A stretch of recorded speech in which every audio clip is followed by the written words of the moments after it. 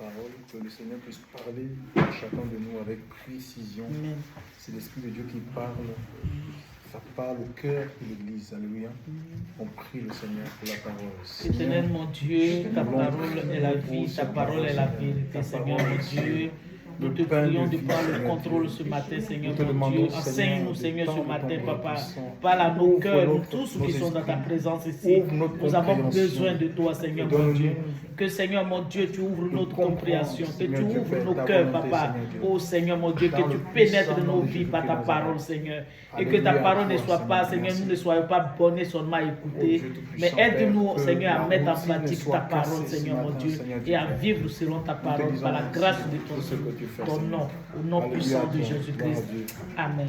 Oui, Romains, merci, Seigneur. chapitre 12, si quelqu'un dans la page, Romains chapitre 12, le verset 1 à 2. Romains 12, dans la version seconde. Je vous exhorte donc, frères, par les compassions d'Élohim, à offrir vos corps comme un sacrifice vivant, saint, agréable à Elohim, ce qui sera de votre part un culte raisonnable. Donc, Ne vous conformez pas au siècle présent, mais soyez transformés par le renouvellement de l'intelligence, afin que vous discerniez quelle est la volonté d'Élohim, ce qui est bon, agréable et parfait pour lui.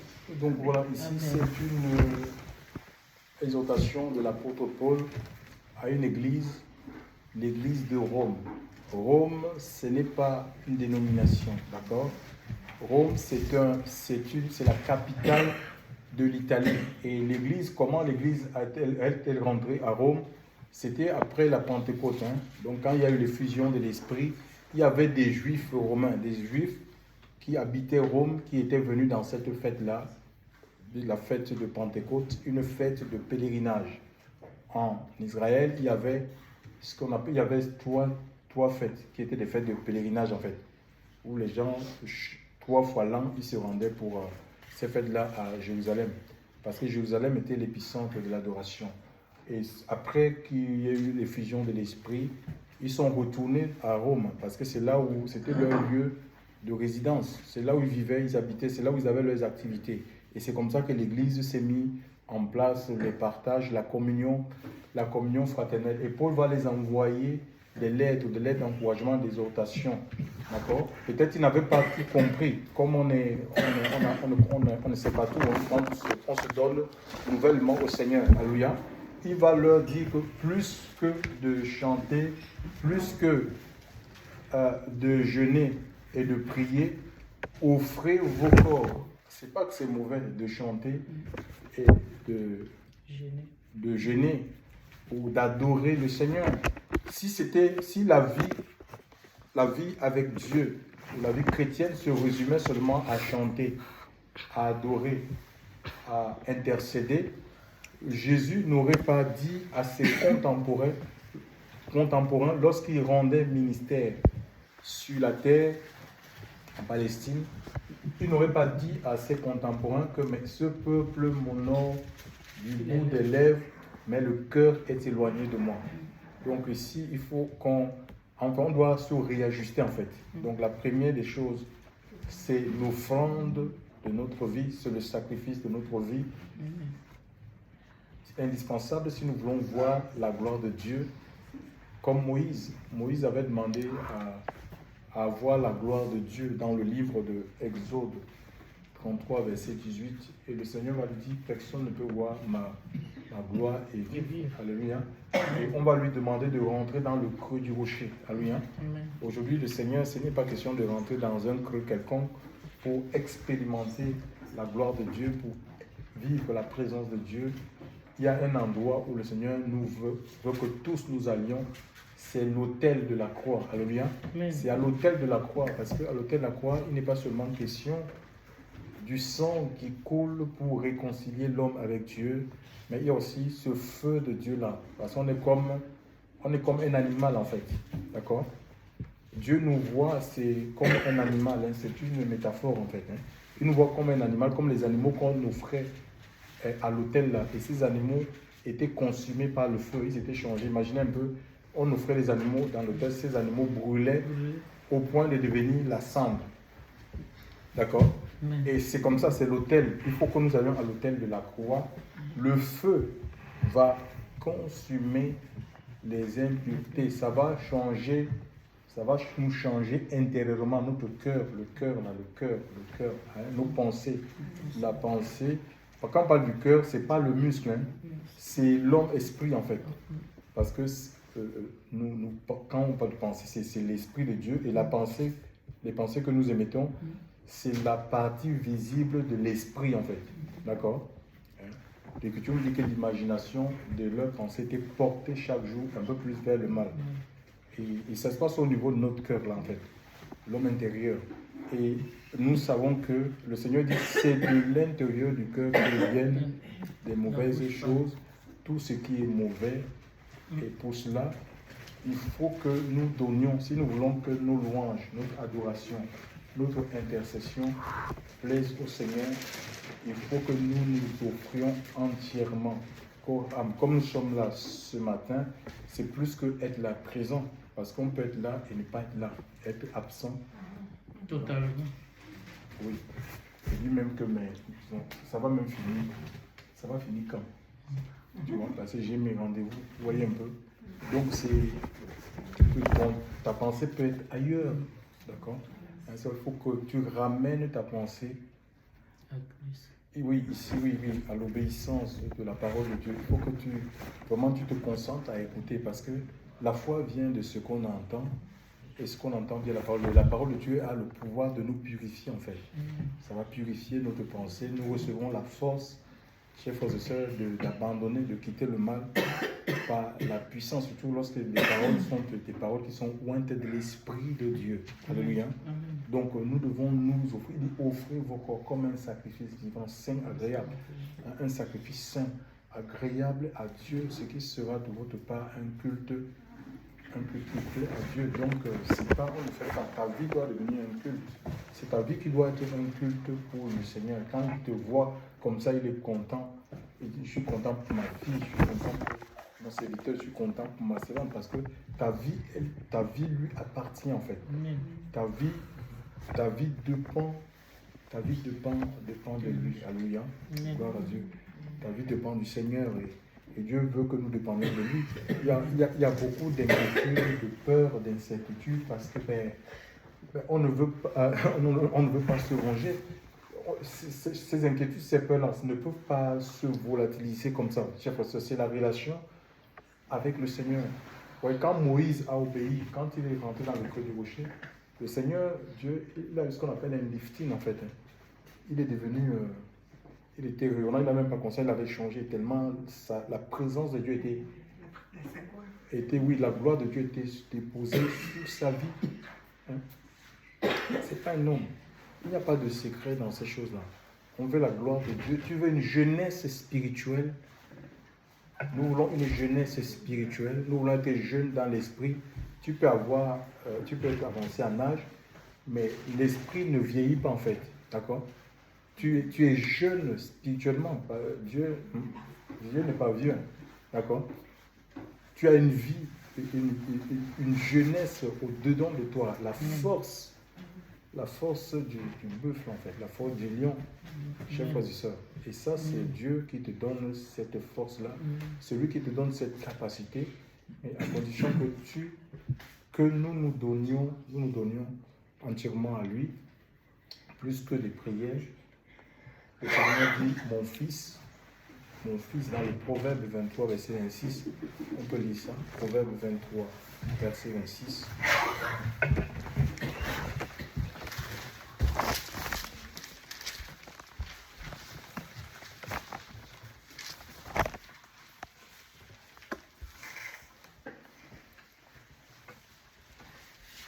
Proverbe 23, verset 26. Il dit quoi?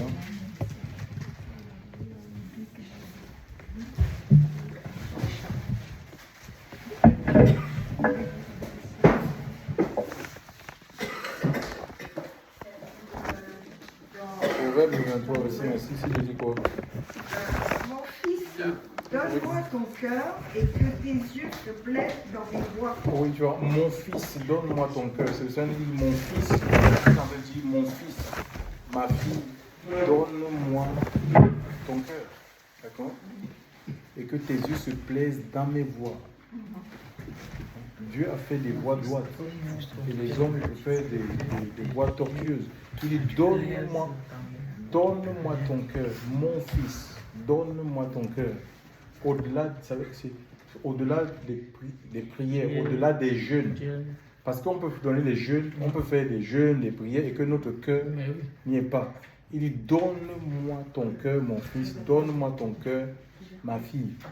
Pourquoi? Parce que, vous voyez,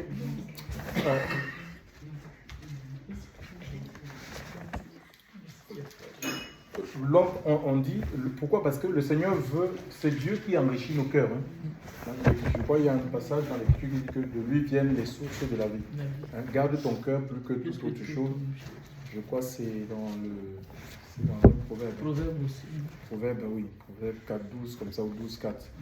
Car de lui viennent les sources de la vie. Donc ça veut dire que le Seigneur veut, il y a des choses que Dieu veut imprimer dans notre cœur. Le cœur, c'est un peu comme une forme de magasin. Il y a des choses que Dieu veut déposer, en fait. Il veut venir cacher dans ton cœur des richesses. Alléluia. Pour qu'on soit, comme Jésus disait dans Matthieu 6, je vais lire ça, Matthieu 6, 45, il est dit ceci. Matthieu 6, 45, il est dit... Non, Matthieu 6, 21, il est dit... Matthieu 6, 21, il est dit en haut... Bon, je vais dire à partir du verset 19, Matthieu 6, 21, à partir du verset 19. Ne vous amassez pas des trésors sur la terre, où la teigne, la rouille gâte, et où le voleur perce et dérobe, mais amassez-vous des trésors dans le ciel, où ni la teigne, ni la rouille, ni ne gâte, où les voleurs ne percent, ni ne dérobent. Car là où est ton trésor, là sera aussi ton cœur. Le trésor, c'est quoi? Ça se définit comme étant un ensemble de choses précieuses amassées et cachées. Le trésor, c'est un ensemble de choses précieuses, amassées et cachées. Ça peut être de l'argent, ça peut être des pierres précieuses, ça peut être de l'or, des diamants. Et on cache ça. Donc quand on a le trésor, on ne va pas mettre ça, on va mettre ça à l'abri des regards. D'accord? Si on a des choses précieuses dans une maison, on ne va pas les exposer comme ça pour que tout le monde puisse voir. Non, pas lui. Il y a des gens qui ont des coffres forts. C'est un trésor. Et le Seigneur veut mettre des richesses spirituelles dans nos cœurs. Alléluia. Il veut mettre des richesses spirituelles. Vraiment, et tellement Dieu est riche. Et il veut enrichir nos vies. Il veut enrichir nos cœurs, en fait. Il veut faire de nos cœurs le magasin, en fait, qui contient les richesses du royaume, les richesses de l'esprit. D'accord? Comme vous voyez des richesses là, sur la terre, il y a aussi des richesses spirituelles. Parce que ce que nous voyons sur la terre, c'est la copie de ce qui est dans le céleste. Vous voyez des beautés sur la terre, il y a des beautés spirituelles. Vous sentez, il y a des parfums qui sentent bon. C'est pareil. C'est le parfum de Christ, en fait. D'accord? C'est comme ça, c'est des copies, en fait. Donc, et c'est pareil, même sur le plan spirituel, il y a des mauvaises senteurs, en fait. D'accord? Des mauvaises odeurs. Le diable peut te mettre une mauvaise odeur sur toi. C'est pour toi trouver personne, une jeune femme, tu vois, elle est belle, mais elle ne peut pas marier. Elle ne peut pas marier. Parce que quand elle fait une rencontre, et le diable, il lance, il lance cette odeur-là, mais la personne, ça fait que la personne fuit.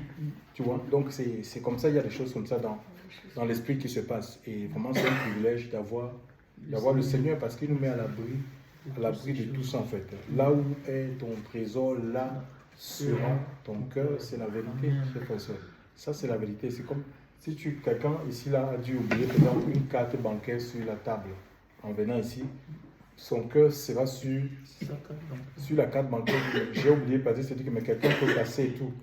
Donc, tu vas oublier, si tu as oublié ta carte bancaire, donc c'est comme ça, c'est naturel.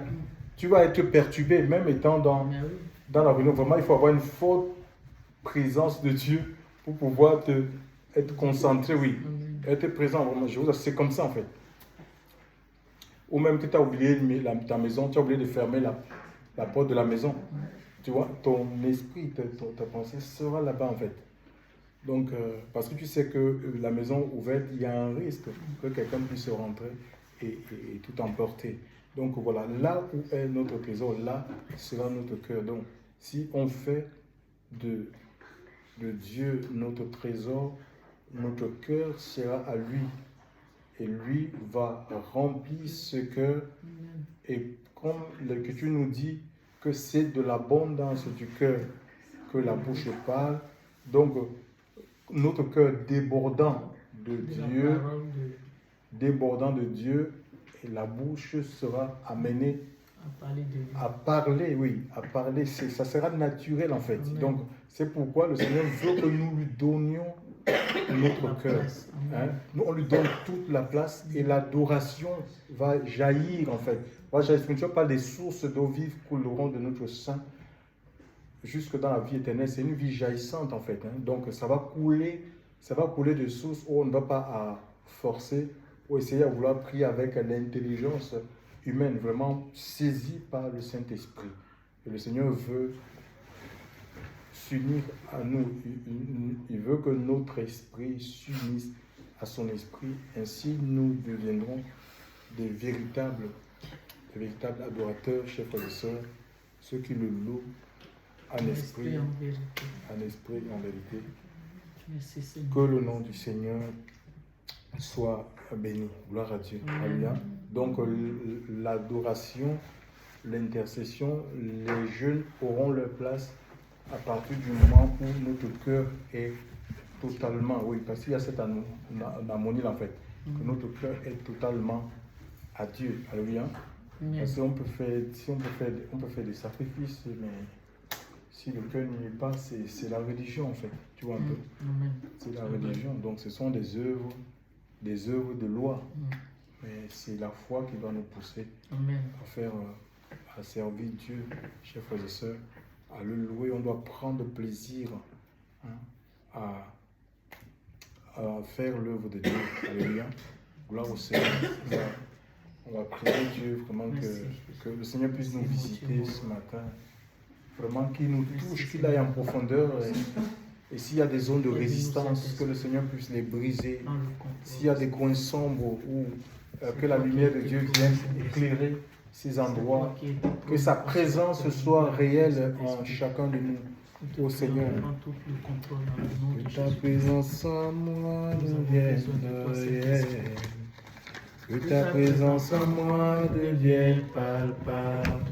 Je veux une autre dimension de toi, que ta présence en moi devienne réelle.